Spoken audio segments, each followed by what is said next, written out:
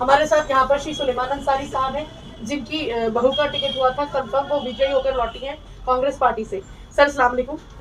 Sir आपसे जानना चाहते हैं, जैसे तरन्नुम मैडम इस वार्ड से विजयी होकर लौटी हैं, तो सर इसमें आप हमारे चैनल के माध्यम से कुछ कहना चाहेंगे? देखिए, पहले तो मैं आपके चैनल का धन्यवाद करता हूँ और दूसरी बात ये है कि हम लोग जो चुनाव जीत के आए हैं वार्ड 88 से, तो ये हम चुनाव नहीं जीते।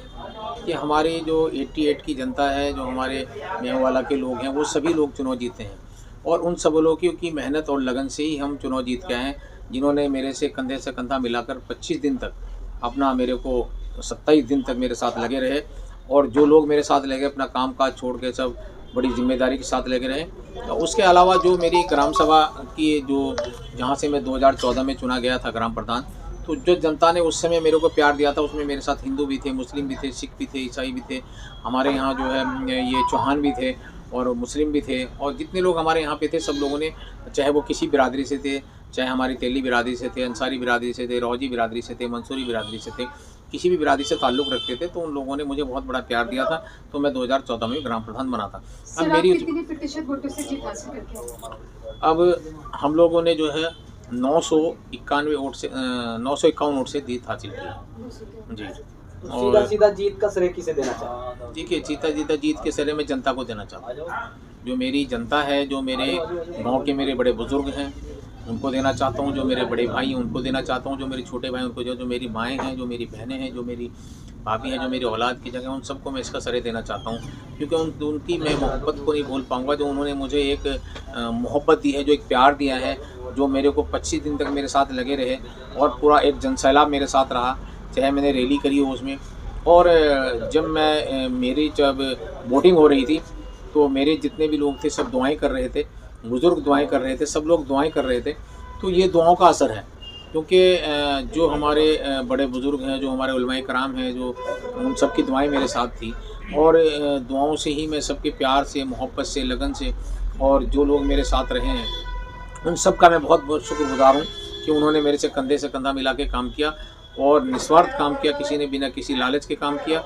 और जब मैं चुनाव जीतने कल मेरी काउंटिंग हो रही थी, तो काउंटिंग के दौरान भी वो लोग यहाँ पर पूरे रात जागते रहे और ये इसमें ख्याल में रहे कि भाई कब नतीजा आएगा और कब हम जो है वो करेंगे, नतीजा हमारा आएगा। तो इतनी खुशी मना रहे थे।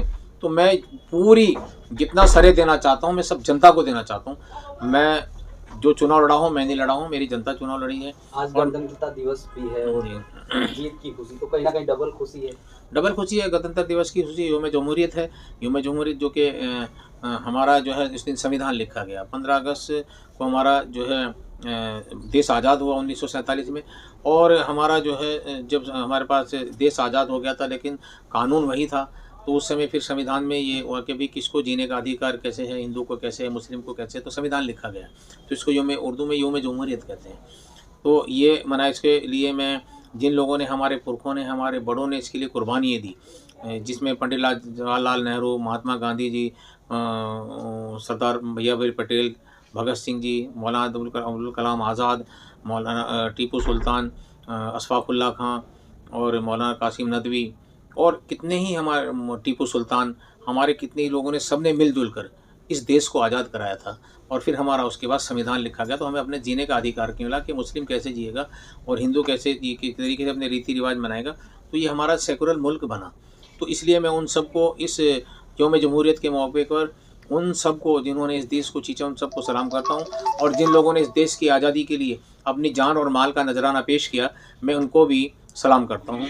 और सर वो आपसे एक सवाल और पूछना चाहूँगी, आपके लिए इस क्षेत्र को लेकर कौन कौन से मुद्दे अहम रहेंगे, आप हमें कुछ बताना चाहेंगे? देखिए, क्षेत्र के लिए मुद्दे बहुत होते हैं, लेकिन मुद्दों से निपटने के लिए और मुद्दों को सुलझाने के लिए हमें सब अच्छी तरीके से आता है, क्योंकि जो कुछ मुद्दे ऐसे होते हैं कि जनता के सहयोग से हल किए जाते हैं। आप अगर चाहें तो खुद हल करना चाहो तो नहीं होंगे, उसमें हमें जनता की सपोर्ट चाहिए होती है। कुछ मुद्दे ऐसे होते हैं जो हमें निपटाने होते हैं और काम तो ये होता है कि आपका कोई भी काम होता है, जैसे पेंशन का काम होता है, जैसे आपका बिजली का काम होता है, विद्युत विभाग का काम होता है, या आपकी कहीं नाली चौक है, आप एक नई नाली बन रही है, या कहीं नई आपकी आरसीसी रोड बनी है या टेल की रोड बनी है तो उसके लिए हम लोग जब सरकार में थे तो 2012 में तो हमने काफ़ी काम किया। 2014 में प्रधान बना था तो मुझे 2 साल का कार्यकाल कांग्रेस गवर्नमेंट का मिला था, उसमें हमने ज़्यादा काम करा पाए। लेकिन आज जैसे भारतीय जनता पार्टी की सरकार है तो उसमें हो सकते कम काम होते हैं, लेकिन तालमेल से सारे काम हो जाते हैं। ऐसा नहीं कि कोई होने वाला नहीं होता, आदमी को लाने वाला चाहिए। सर, जिस तरह से वार्ड नंबर 88 में आपने जीत हासिल की है, तो क्या लगता है जिस तरह से जनता ने आपके साथ दिया, आपकी पहली प्राथमिकता क्या रहेगी? पहला मेरा ये है कि मैं जो नशे जो बच्चे हमारे नशे से खराब हो रहे हैं उन पे अंकुश लगाया जाए और उसकी एक कमेटी गठित की जाए और उसको सरकार के संज्ञान में डाल के उस पर काम किया जाए, ताकि उनको काम करने के लिए आसानी रहे। आप डायरेक्टली जाके किसी को थप्पड़ नहीं मार सकते, आजकल का वो ज़माना है। आप डायरेक्टली किसी को बंद नहीं कर सकते, आप डायरेक्टली किसी को टॉर्चर नहीं कर सकते, लेकिन उसके लिए एक कमेटी गठित करेंगे। उस कमेटी में जो हमारे जो सरकार के जैसे पुलिस के वो होंगे तो उसमें एक हमने पहले बनाई भी थी जब मैं ग्राम प्रधान था, तो वो चली थी। उसके बाद में ग्राम प्रधान हटा तो उसके बाद वो नहीं चल पाई। तो उसके लिए हम पूरा प्रयास, पहला फोकस हमारा उस पर रहेगा। दूसरा फोकस हमारा रहेगा साफ़ सफाई पे रहेगा कि साफ़ सफाई बेहतर रहे और हर महल्ले के अंदर हर उसके जो हमारा नगर निगम है उसकी साफ़ सफाई रहे। दूसरी बात, हमारा जहाँ पानी की समस्याएं, जल भराव की समस्याएं, उस समस्याओं को निपटाने के उसका कैसे संतुलन किया, कैसे उसको निकास किया जाए, उस पर हमारा वो रहेगा, क्योंकि उससे डेंगू मच्छर पैदा होते हैं। दूसरा हमारा कि कहीं RC रोड हमारी बननी है वो बनेगी। हमारी कहीं पानी की लाइन की आवश्यकता है तो हम पानी की लाइन जल निगम से या कहीं से उसको डलवाने का काम करेंगे। तो बहुत चीज़ें होती हैं, जैसे लाइटें हैं, जैसे हमारी स्ट्रीट लाइटें हैं, स्ट्रीट लाइटें ख़राब हैं, कल कोई नई लगनी है या कुछ लगनी है तो उसमें आपको MDD का भी 2 जगह से हो जाता है। MDD आप या तो नगर निगम से लाइटें ला के लगा, आज तो नगर निगम हो गया, जब हमारा नगर निगम ग्राम प्रधान था मैं MDD से लाइटें ला के लगाई थी। तो ये सारी चीज़ें होंगी, पेंशन वाली चीज़ होगी, आपका जो लोग हमारे राशन कार्ड वगैरह की समस्याएं होती हैं, वो सारी समस्याएं जैसे ग्राम प्रधान करता था ऐसे एक पार्षद होता है। तो ये समस्या का हमारा मेन रुझान रहेगा। ठीक है सर। सर आपने